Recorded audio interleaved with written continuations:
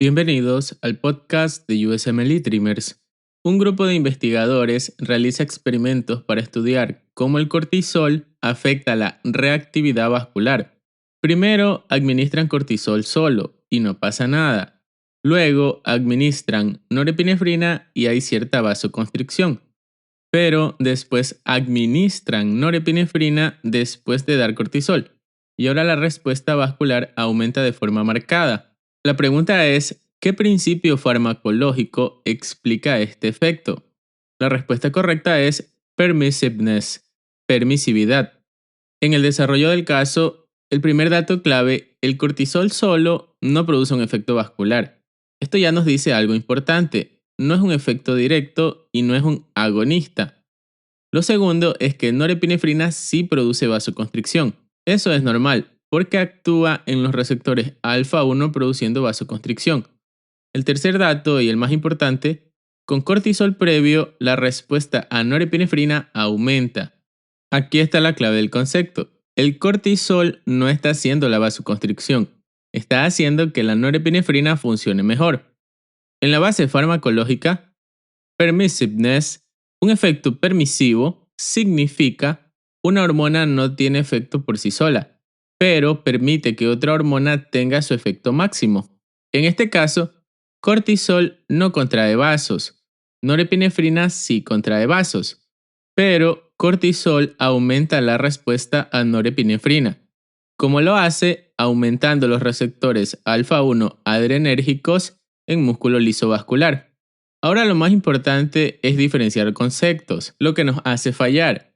No es sinergia, porque sinergia ambos tienen efecto individual. Un ejemplo, hormona A tiene un efecto, hormona B tiene un efecto y juntas el efecto es mucho mayor. Aquí el cortisol solito no hace nada, entonces no es sinergia. No es efecto aditivo, porque en el efecto aditivo se sumarían los efectos, el efecto A más el efecto B. Aquí el cortisol no suma nada directamente, solo potencia a la otra hormona. No es taquifilaxia, porque eso es disminución de respuesta con el tiempo. Aquí pasa lo contrario, aumenta la respuesta. No es alteración del metabolismo porque no están cambiando eliminación o degradación del fármaco. En la interpretación clínica, esto es altamente testeable. Esto no es solo teoría, esto lo ves en clínica real. En insuficiencia suprarrenal disminuye el cortisol, entonces disminuye la respuesta a norepinefrina, disminuye la vasoconstricción y disminuye la presión arterial.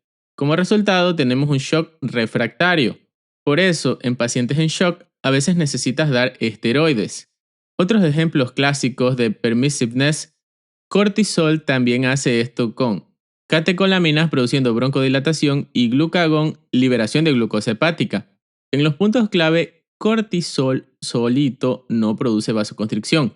Norepinefrina sí produce vasoconstricción. El cortisol aumenta la respuesta a norepinefrina y eso se llama permissiveness.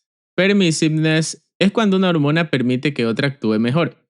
El cortisol aumenta receptores alfa 1 y en insuficiencia suprarrenal hay hipotensión por mala respuesta vascular. En las preguntas, ¿qué hace cortisol solo en este experimento? No produce efecto vascular. ¿Qué hace norepinefrina solita? Produce vasoconstricción. ¿Qué pasa al dar cortisol antes de norepinefrina? Aumenta la respuesta vascular. ¿Cómo se llama este fenómeno? Permissiveness. ¿Por qué no es sinergia? Porque el cortisol solo no tiene ningún efecto. Y recuerda, el concepto de permissiveness es clave en el STEP. Una hormona no produce un efecto directo, pero permite que otra alcance su efecto máximo. El ejemplo clásico es el cortisol, que aumenta la respuesta vascular a catecolaminas al incrementar los receptores alfa 1. Si ves en una pregunta que una sustancia por sí sola no hace nada, pero potencia claramente la acción de otra, la respuesta no es sinergia, es permissiveness. Gracias por escuchar este episodio. Hasta la próxima.